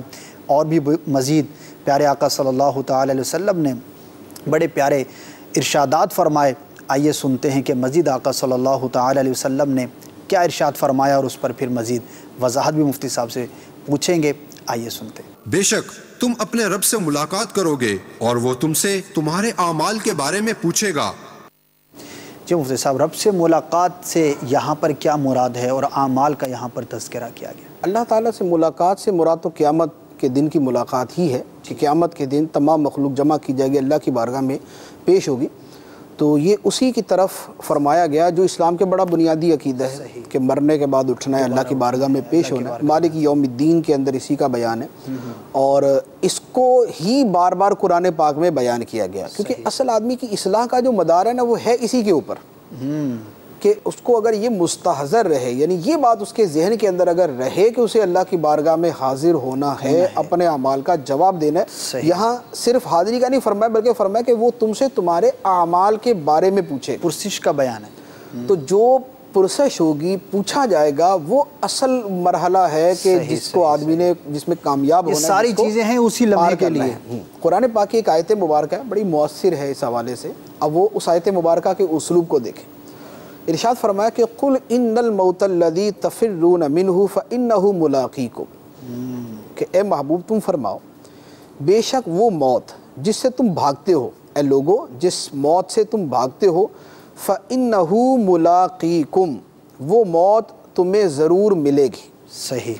ثُمَّ تُرَدُّونَ إِلَىٰ عَالِمِ الْغَيْبِ وَالشَّهَادَةِ، پھر تمہیں اس اللہ کی طرف لوٹایا جائے گا جو غیب اور شہادت کو جاننے والا ہے، جو پوشیدہ اور اعلانیہ ہر شے کو جاننے والا ہے۔ فَيُنَبِّئُكُم بِمَا كُنتُمْ تَعْمَلُونَ، پھر وہ اللہ تمہیں بتائے گا کہ تم کیا کیا کرتے تھے۔ اس آیت مبارکہ کا جو اسلوب ہے، یہ اگر آدمی اصلاح کے جذبے کے ساتھ اس کو اپنے پیش نظر رکھے تو بڑی اچھی اصلاح ہوگی کہ سارا کچھ بیان کر دیا کہ وہ موت جس سے تم بھاگتے ہو۔ یہاں بطور خاص ایک سیاق و سباق میں کلام ہے، لیکن جو عموم پسند کرتا جو یعنی آیت مبارکہ کا شان نزول خاص ہے، یعنی میں اس کے اعتبار سے عرض کر رہا ہوں کہ آیت مبارکہ تو ایک خاص سیاق و سباق میں ہے، لیکن وہی کہ عموم الفاظ کا اعتبار ہوتا ہے کہ قرآن پاک کے جو الفاظ ہیں اس میں جو عام معنی سمجھ آ رہا ہے سارے اس کے اندر مراد ہوتے ہیں۔ اب عام لوگوں کے اعتبار سے اگر اس کا مفہوم لے لیں تو یہ بنے گا کہ اے لوگو جس موت سے تم بھاگتے ہو، ہر کوئی موت سے بھاگتا ہے، خواہ وہ دوائیوں کے ذریعے یا وہ ایکسرسائز کرنے کے ذریعے یا وہ جو ہے خطرناک جگہوں پر جانے سے بچنے کے ذریعے یا اور جو بھی دنیا میں آدمی کوشش کرتا ہے، اس یعنی مرنے کا کسی کا ارادہ نہیں ہوتا کہ میں مر جاؤں، ہر کوئی موت سے بھاگنے کی کوشش کرتا ہے، لمبی عمر کی امید، لمبی عمر کی تمنا ہر کوئی کرتا ہے، بلکہ ایسے کہ جو ہزار سال کی تمنا کرے۔ تو فرمایا کہ وہ موت جس سے تم بھاگتے ہو وہ تمہیں ضرور ملنی، پھر تمہیں اللہ کی طرف لوٹایا جائے گا جو غیب یعنی پوشیدہ باتوں کو بھی جانتا ہے اور جو ظاہر باتوں کو بھی جانتا ہے۔ اب وہ پوشیدہ ظاہر مخلوقات کے اعتبار سے ہے، وہ تمہارے اعتبار سے کہ اس بندے کا ظاہر اس بندے کا باطن، یا پوری دنیا کا ظاہر پوری دنیا کا باطن۔ فَيُنَبِّئُكُم بِمَا كُنتُمْ تَعْمَلُونَ، پھر وہ اللہ تمہیں بتائے گا کہ تم یہ کام کرتے تھے۔ تو یہ آیت مبارکہ جو ہے یہ اعمال کی جو پرسش ہونی ہے اس کے انداز کو بھی بیان کر رہی ہے کہ قیامت کے دن اعمال کی پوچھ گچھ کیسے ہونی ہے۔ بہت سارے اس کے قرآن پاک کے اندر طریقے بیان ہیں، اعضاء کا بولنا، زمین کا بولنا اور زبان کا جواب دینا، نامہ اعمال جو ہے وہ ہاتھوں میں آنا، نامہ اعمال پڑھ کر سنانا، یہ ساری چیزیں ہیں۔ تو یہ وہ چیز ہے جس کی طرف سرکار صلی اللہ علیہ وآلہ وسلم نے یہاں فرمایا کہ تم اپنے رب سے ملاقات کرو گے، پھر وہ تم سے تمہارے اعمال کے بارے میں پوچھے گا۔ تو یہ قیامت کا ڈر اور خوف اور فکر آخرت پیدا کرنے کی طرف اشارہ ہے۔ صاحب یہی وہ بیسک فرق ہے جو ایک مسلمان کے تمام زندگی کے اعمال کو گھیرے ہوئے، وہ لوگ کہ جو کفر کرتے ہیں، اللہ تبارک و تعالیٰ پر ایمان نہیں رکھتے، یا اللہ تعالیٰ پر ایمان رکھتے ہیں قیامت کے دن پر ایمان نہیں رکھتے، پھر ان کے لیے دنیا میں اچھا برا سب برابر ہو جاتا ہے، بس وہی کرو کہ جو دنیا کے لیے نفع مند ہو، کیونکہ قیامت میں اٹھنے کا تصور ہی نہیں ہوتا۔ تو واقعی اگر قیامت کا تصور اور قیامت کے دن اللہ تبارک و تعالیٰ کی بارگاہ میں حاضری کا تصور بندے کے ذہن میں پختہ ہو، اور جس کے ذہن میں جتنا زیادہ پختہ ہو، جتنا زیادہ مستحضر ہو، تو اتنا ہی وہ گناہوں سے بچنے میں کامیاب ہو سکتا ہے اور نیکیاں کرنے کی طرف جو ہے اس کی رغبت بڑھ سکتی ہے۔ اللہ تعالی ہمیں گناہوں سے بچنے اور نیکیاں کرنے کی توفیق عطا فرمائے۔ بڑھتے ہیں اگلے حصے کی جانب اور سنتے ہیں کہ آقا صلی اللہ تعالی علیہ وسلم نے مزید کیا ارشاد فرمایا۔ اللہ تعالیٰ اس شخص پر رحم کرے جس نے میری بات کو سنا اور دوسروں تک پہنچایا۔ بسا اوقات وہ آدمی جو کسی مسئلے کا جاننے والا ہو وہ خود فقیہ نہیں ہوتا، اور بسا اوقات حامل فقہ کسی ایسے شخص کو بات پہنچاتا ہے جو اس سے زیادہ فقیہ نہیں ہوتا۔ جی مفتی صاحب، اس میں جو بظاہر معلوم ہوتا ہے کہ پیغام پہنچانے کے حوالے سے جو لوگ موجود ہیں ان کو سمجھانے اور دوسروں تک پیغام پہنچانے کے حوالے سے جو بیان کیا گیا، کیا وضاحت ہے اس کی؟ دو باتیں ارشاد فرمائی، اور یہ بھی ان جملوں میں سے ہے جو نبی کریم علیہ الصلوۃ والسلام نے متعدد مرتبہ ارشاد فرمائے۔ یعنی یہ بات آپ نے عرفات کے میدان میں بھی فرمائی اور یہ مینا کے خطبے کے اندر بھی ارشاد فرمائی۔ دونوں جگہ میں الفاظ مختلف ہیں لیکن اس کا مفہوم یہی ہے کہ جو مجھ سے سن رہے ہو اسے آگے پہنچانا ہے، سبحان اللہ، اسے آگے پہنچانا۔ اب یہاں دو باتیں فرمائیں، ایک تو جو حدیث کو آگے پہنچائے، جو نبی کریم علیہ الصلوۃ والسلام کے فرمان کو آگے پہنچائے، اس کے لیے دعا ہے۔ اللہ اس پہ رحم کرے.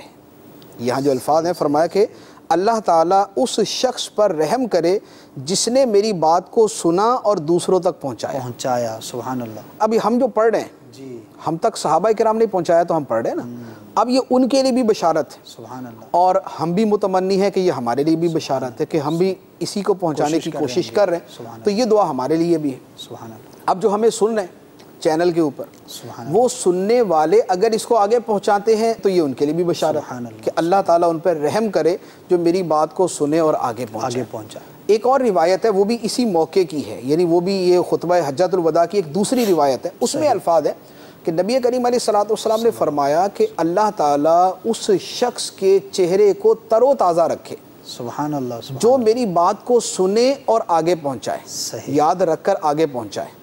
تو یہ دوسری بشارت, یعنی دو فضیلتیں گویا یہ تمام حدیث کے بارے میں, یعنی یہ جو فضیلت ہے یہ تو تمام حدیثوں کے بارے میں, لیکن اس خطبے کے حوالے سے بطور خاص صحیح, کیونکہ اس خطبے کے اندر یہ جملے ارشاد فرمائے تو اس میں بطور خاص ہے کہ جو یہ خدمت سر انجام دیتا ہے, یعنی حدیث کو آگے پہنچانے کی یا اس خطبہ مبارکہ کو آگے پہنچانے کی, تو ایک یہ کہ اللہ تعالیٰ اس پہ رحم کرے, دوسرا یہ اللہ تعالیٰ اس کو تر و تازہ کرے یعنی خوش رکھے, زندگی اس کی خوشحال گزرے.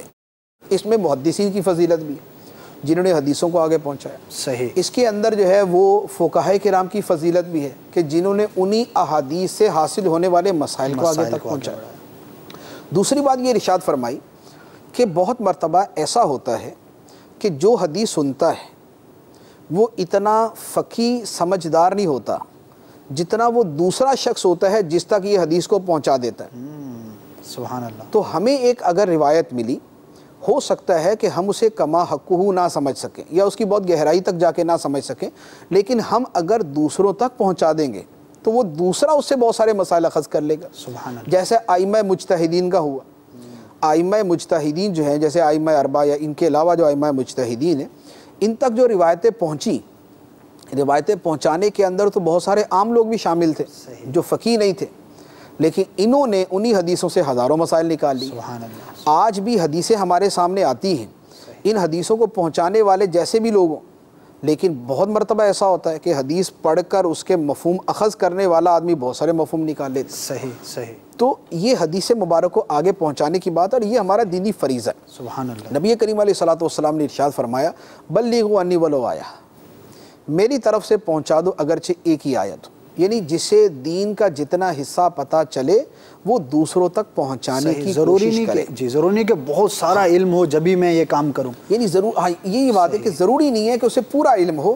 اصل یہ ہے کہ دین کی تبلیغ میں, دین کی خدمت میں ہر آدمی جتنا حصہ لے سکتا ہے, نیکی کی دعوت کے اندر آدمی جتنا حصہ لے سکتا ہے وہ اس کے اندر کوشش کرے. قرآن پاک کی آیت مبارکہ ارشاد فرمائے وَمَنْ أَحْسَنُ قَوْلًا مِّمَّنْ دَعَا إِلَى اللَّهِ وَعَمِلَ صَالِحًا وَقَالَ إِنَّنِي مِنَ الْمُسْلِمِينَ. اس سے اچھی کس کی بات جو اللہ کی طرف دعوت دے اور اچھا عمل کرے اور کہے کہ میں مسلمان ہوں. سبحان اللہ. تو جو دعوت اللہ کا کام کرتا ہے یعنی نیکی کی دعوت کا کام کرتا ہے, لوگوں کو اللہ کی طرف بلاتا ہے, اس کی بات کو سب سے اچھی بات فرمایا گیا. تو لہذا اب ہوتا کیا ہے, ہمارے موسٹلی یہ ہوتا ہے ہمارے لوگوں کو معلومات بہت ساری ہوتی, جیسے اب جس نے ہمارا یہ سلسلہ بھی سنا اس کو بھی بہت ساری چیزوں کا پتہ چلا ہوگا, آیات کا بھی, احادیث کا بھی, کچھ باتیں ذہن میں بھی رہ جاتی ہیں.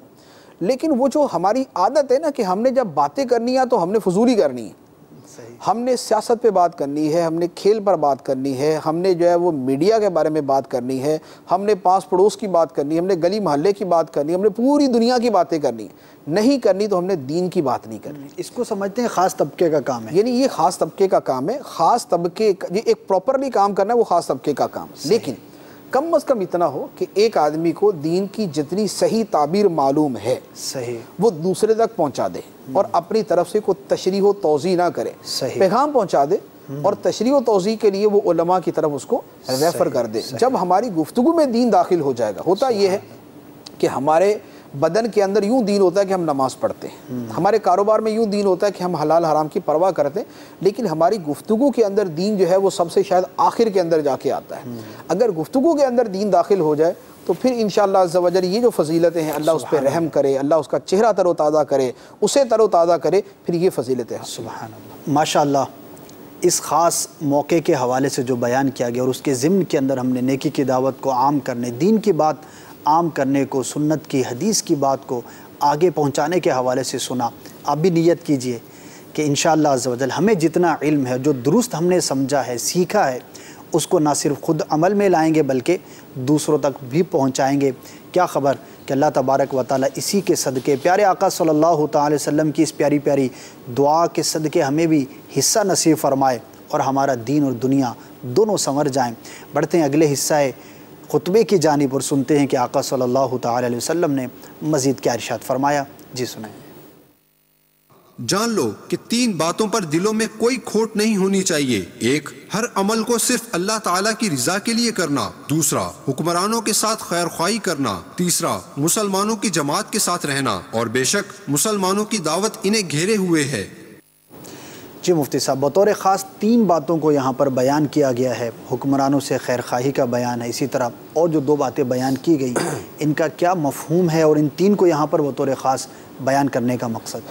دیکھیں 3 باتیں جو یہاں فرمائی گئی ہیں یہ وہ ہیں کہ جس کے ساتھ پورے آدمی کی دنیا اور آخرت وابستہ ہے۔ سبحان اللہ، اتنی جامع ہے۔ پہلی بات فرمائی کہ اخلاص، جی اخلاص کے ساتھ آدمی کی آخرت وابستہ ہے کہ آخرت کا ثواب تمام کا تمام اخلاص کے اوپر مبنی۔ دوسری بات آدمی کی دنیا کے ساتھ متعلق ہے، فرمایا کہ حکمرانوں کے ساتھ خیر خواہی کرنا۔ جی اور تیسری بات جو فرمائی وہ فرمایا کہ مسلمانوں کی جماعت میں شامل رہنا۔ جی اب ایک اجتماعیت ہوگی تو جو اس کا نتیجہ ہوتا ہے وہ آپ کے سامنے ہے، صحیح، بے شک۔ اور سب سے لڑائی لے کے آدمی دنیا میں علیحدہ ہی بیٹھا رہے گا تو اس کا جو نتیجہ ہے وہ آپ کے سامنے ہے۔ پہلی بات جو فرمائی اخلاص، اخلاص العمل للہ، اللہ کے لیے ہی خالص عمل کیا جائے۔ صحیح، یہ اتنا ضروری ہے کہ جس کو اگر آیات و احادیث کی روشنی میں بیان کریں تو یہ 12 بیانات کا پورا مواد بن جائے گا۔ لیکن خلاصہ کلام ہم سب سمجھتے ہیں بغیر اخلاص کے نہ نماز قبول ہے، نہ روزہ قبول ہے، نہ حج قبول ہے، نہ زکوٰۃ قبول ہے، نہ خدمت خلق قبول ہے، نہ عالم ہونا قبول ہے، نہ سخی ہونا قبول ہے، نہ شہید ہونا قبول ہے، نہ جہاد کرنا قبول ہے۔ صحیح۔ کوئی بھی شے ایسی نہیں ہے جو بغیر اخلاص کے اللہ کی بارگاہ میں قبول ہو سکے۔ صحیح۔ اخلاص نہیں تو سخی بھی جہنم میں، صحیح، اخلاص نہیں تو قاری و عالم بھی جہنم میں، صحیح۔ اخلاص نہیں تو شہید ہونے والا بھی جہنم میں، اور اخلاص نہیں تو نہ جہاد کا ثواب نہ ہجرت کا ثواب۔ یہ میں نے حدیثوں کا خلاصہ آپ کے سامنے عرض کر بے دیا۔ شک۔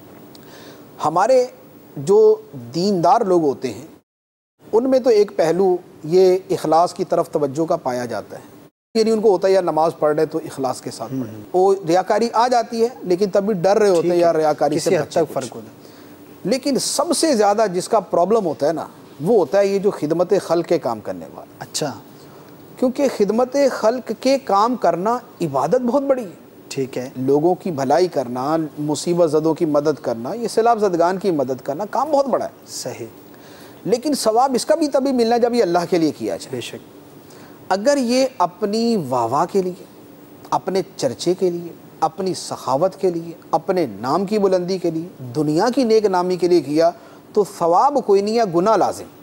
الٹا ہو جائے گا۔ یعنی اب دنیاوی کام جو ہوتے ہیں اس میں تو پرابلم یہ ہے کہ جب تک تختی نہیں لگے گی تب تک کام نہیں کرنا، تصویر نہیں بنے گی تو مزہ نہیں آئے گا۔ تصویر نہیں بنے گی تو کام نہیں کرنا۔ یہ جو اس کے اندر فیکٹر ہوتا ہے، اس لیے عبادات یعنی جو خالص عبادات ہے، نماز روزہ وغیرہ، ٹھیک ہے، ان افراد کو بھی اخلاص کی طرف توجہ کی بہت زیادہ حاجت، بہت زیادہ حاجت۔ بے شک۔ لیکن اس سے 100 گنا زیادہ جو خدمت خلق کرنے والے لوگ ہیں کہ جو ہر کام کے بعد ٹی وی پر جلوہ نما ہوں گے کہ یہ ہم نے کیا ہے، صحیح، ان کو زیادہ اخلاص کی حاجت ہوتی ہے کہ اللہ کی رضا کے لیے کام کیا تو ثواب ہے، اور اگر اپنے نام چمکانے کے لیے، اپنی ذات چمکانے کے لیے، اپنی شہرت کے لیے، نیک نامی کے لیے کیا تو بھلے آپ دنیا میں 1000 جگہ پر ہزاروں خدمت خلق کے کام کر دیں، اللہ کی بارگاہ کے اندر کوئی قبول نہیں۔ تو یہ ہے اخلاص۔ اب اخلاص کی آپ اہمیت دیکھ لیں، اس لیے اس خطبے کے اندر اس کی شمولیت دیکھ لیں۔ اور اس جملے میں سب سے پہلے بیان پہلے کیا بات گیا۔ اسی کو بیان ہے۔ دوسرے نمبر پہ فرمایا حکمرانوں کی خیر خواہی۔ حکمرانوں کی خیر خواہی کیا ہوتی ہے؟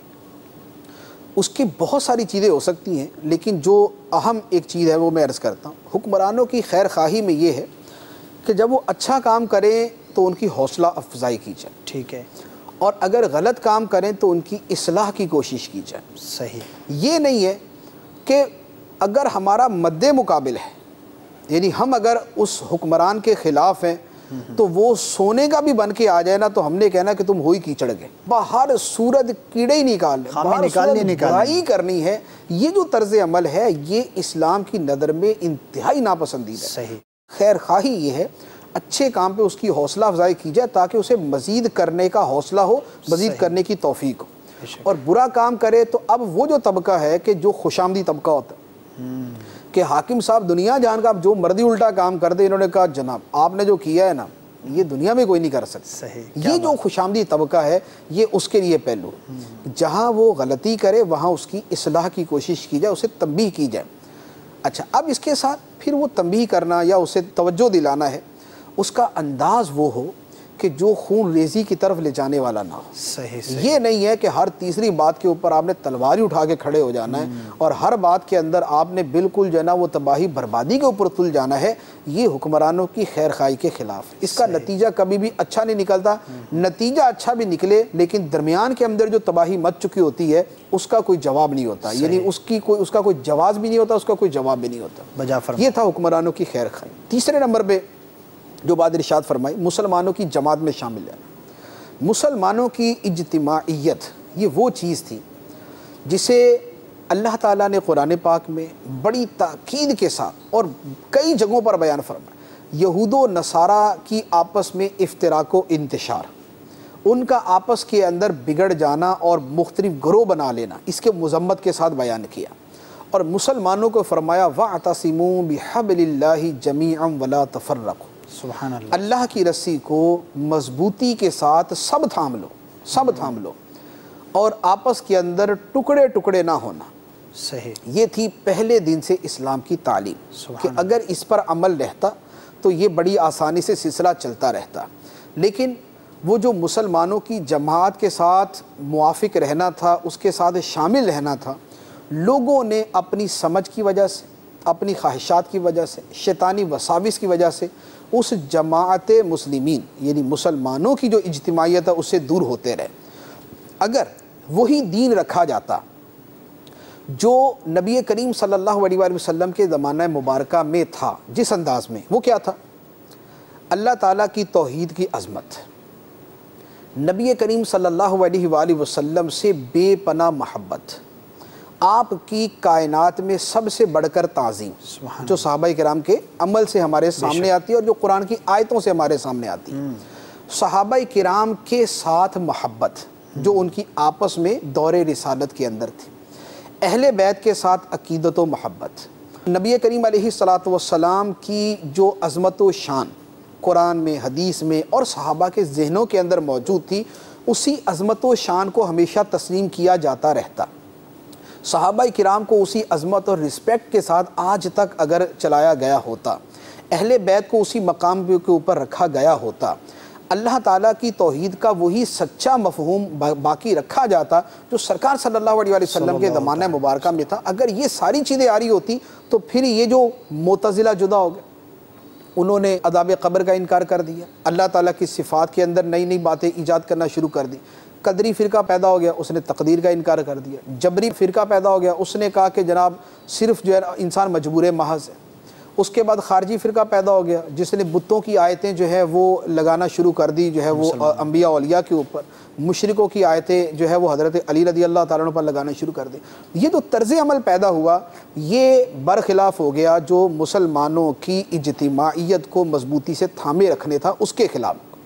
آج بھی اگر اسی اجتماعیت کا مظاہرہ کیا جائے اور اسی انداز کے اندر لیا جائے، توحید ہو، تعظیم ہو، محبت ہو، عظمت صحابہ ہو، عظمت اہل بیت ہو، عقائد صحابہ کے اوپر چلا جائے، یعنی جماعت صحابہ اور سنت رسول صلی اللہ علیہ وسلم، تو سنت اور جماعت دو چیزوں کو اگر پیش نظر رکھا جائے اور انہی کے اوپر چلا جائے تو آج بھی وہ اجتماعیت جو ہے وہ آ سکتی ہے، آج بھی وہ برکتیں اور وہ پھر مسلمانوں کی عظمت اور شان جو ہے وہ دوبارہ سے دیکھی جا سکتی ہے اگر اسلام کے ان بنیادی امور پر جو ہے تمام مسلمان مل کر جو ہے وہ کاربند ہو سکیں۔ ہم دعا بھی کرتے ہیں، ہمیں کوشش بھی کرنی ہے، اور یہی ہمارا مدنی مقصد بھی ہے جو کہ دعوت اسلامی کے مدنی ماحول میں ہمیں ان الفاظ کے ساتھ سمجھایا جاتا ہے کہ مجھے اپنی اور ساری دنیا کے لوگوں کی اصلاح کی کوشش کرنی ہے، اور یہی ہمارا مقصد ہے۔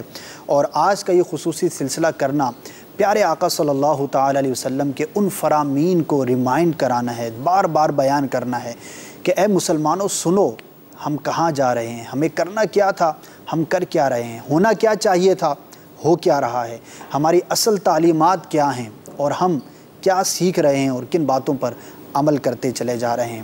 اللہ تعالی ہم سب کو ان باتوں پر عمل کرنے کی توفیق عطا فرمائے، اور اسلام کے یہ جو خوبصورت اور بنیادی احکامات ہیں جو مختلف صورتوں کے اندر آپ کو ہم پیش کرتے ہیں، اور آج جو ہے خطبہ حجۃ الوداع کے ضمن کے اندر پیارے آقا صلی اللہ تعالی علیہ وسلم نے جو ارشادات فرمائے، جو احادیث کے اندر ہمیں باتیں ملتی ہیں، ان کو وضاحت کے ساتھ آپ کے بارگاہ میں پیش کیا ہے تاکہ مسلمان انہیں سنیں، سمجھیں اور پھر اس پر عمل کرنے کی کوشش کریں۔ ہم امید کرتے ہیں کہ انشاءاللہ عز و جل جنہوں نے بھی ہمارے ساتھ اس سلسلے میں اول تاخیر شرکت کی ہوگی، جو باتیں آپ نے سنی سیکھی اس پر جو ہے وہ ضرور عمل پیرا ہوں گے۔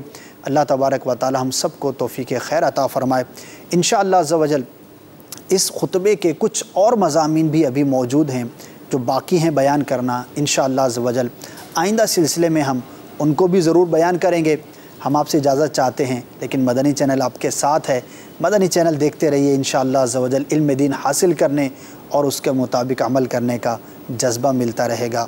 اللہ تعالی ہم سب کو عمل کی توفیق عطا فرمائے، آمین بجاہ النبی الامین صلی اللہ تعالی علیہ وسلم۔ صلو علی الحبیب صلی اللہ تعالی علی محمد صلی اللہ تعالی علیہ وسلم۔